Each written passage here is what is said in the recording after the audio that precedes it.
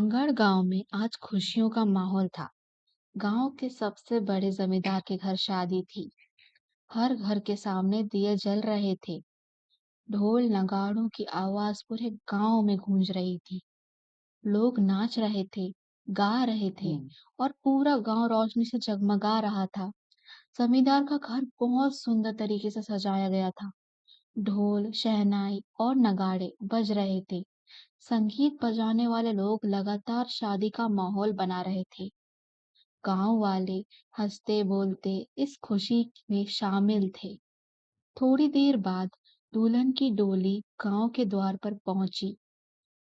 चार लोग डोली उठाकर धीरे धीरे गांव के अंदर आ रहे थे। गांव वाले उत्सुकता से नई दुल्हन को देखने के लिए इकट्ठा हो गए। गांव की चौखट के पास कुछ बुजुर्ग लोग आपस में एक रस्म के बारे में बात कर रहे थे।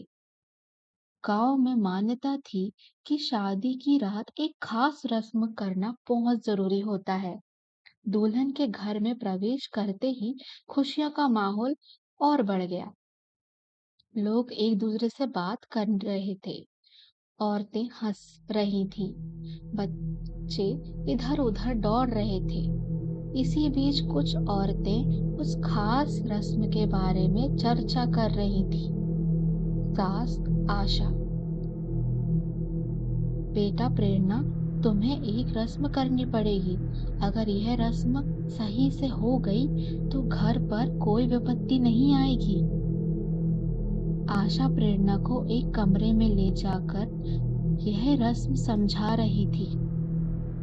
विनोद, प्रेरणा, ये रस्म बहुत जरूरी है। अगर यह पूरी नहीं हुई तो गांव में बहुत बड़ी परेशानी हो सकती है। प्रेरणा थोड़ी घबराई थी, लेकिन उसने सिर हिलाकर हामी भर दी। आशा ने प्रेरणा को एक दिया दिया। आशा, इस दिए को गांव के चौराहे पर रख कर आना और ध्यान रखना, पीछे मुड़कर नहीं देखना।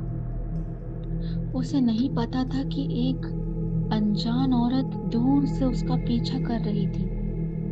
वह रहस्यमयी औरत एक घर के दरवाजे के पीछे छुपकर सब सुन रही थी।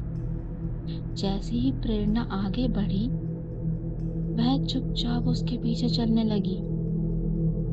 प्रेरणा धीरे धीरे अंधेरी सड़क की तरफ चलने लगी। उसे नहीं पता था कि एक अनजान औरत दूर से उसका पीछा कर रही थी। वह रहस्यमयी औरत एक घर के दरवाजे के पीछे छुपकर सब सुन रही थी। जैसे ही प्रेरणा आगे बढ़ी, वह चुपचाप उसके पीछे चलने लगी। प्रेरणा चौराहे पर पहुंचकर दिया रखने लगी। अचानक उसे लगा जैसे कोई उसके पीछे खड़ा है। वह वही स्तंभ की तरह खड़ी रह गई। प्रेरणा जब दिए की थाली लेकर गांव के चौराहे की तरफ जा रही थी, तभी अचानक उसे ऐसा महसूस हुआ जैसे कोई उसके पीछे चल रहा हो। उसे लगा जैसे कोई उसके पीछे से धूप या हवा फूंक रहा हो। उसका दिल और जोरों जोरों से धड़कने लगा। कुछ पल वह खुद को रोकती रही, क्योंकि उसे सख्त मना किया गया था कि रास्ते में पीछे मुड़कर नहीं देखना है।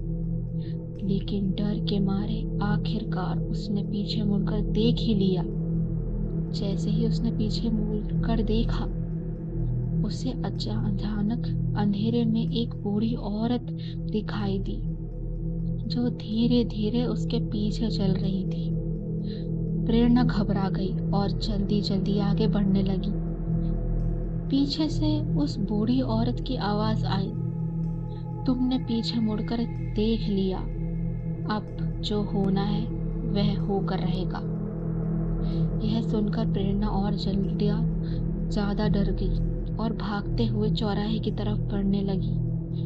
भागते भागते जब वह एक पेड़ के पास पहुंची, तो अचानक उसे अपने शरीर में कुछ अजीब सा महसूस होने लगा।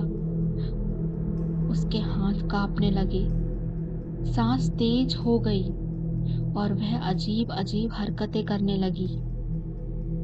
अगले ही पल वह जोरों जोरों से चीखने लगी और चिल्लाने लगी, जैसे ही उसके अंदर कुछ बहुत भयंकर आग जाग चुका हो। उधर घर में जब प्रेरणा काफी देर तक वापस नहीं आई, तो विनोद उसे ढूंढने निकल पड़ा। विनोद, प्रेरणा, प्रेरणा, कहाँ हो तुम? जैसे ही उसने पीछे से प्रेरणा के कंधे पर हाथ रखा, प्रेरणा अचानक पलटी और उस पर हमला कर दिया। उसकी आंखें गुस्से से भरी हुई थी, जैसे कोई उसके अंदर बोल रहा हो। गांव वाले यह देखकर घबरा गए। जल्दी करो, इसे बूढ़ी माँ के पास ले जाओ, वही इसका इलाज हो सकता है। सब लोग मिलकर प्रेरणा को तुरंत गांव की बूढ़ी माँ के पास ले गए। बूढ़ी माँ ने माता रानी का मंदिर से सिंदूर उठाया। उन्होंने धीरे से वह सिंदूर प्रेरणा के माथे पर लगाया। जैसे ही सिंदूर लगा, प्रेरणा अचानक बेहोश होकर गिर गई।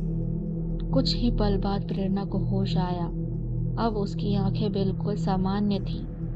ऐसा लग रहा था जैसे उससे कुछ भी याद नहीं है।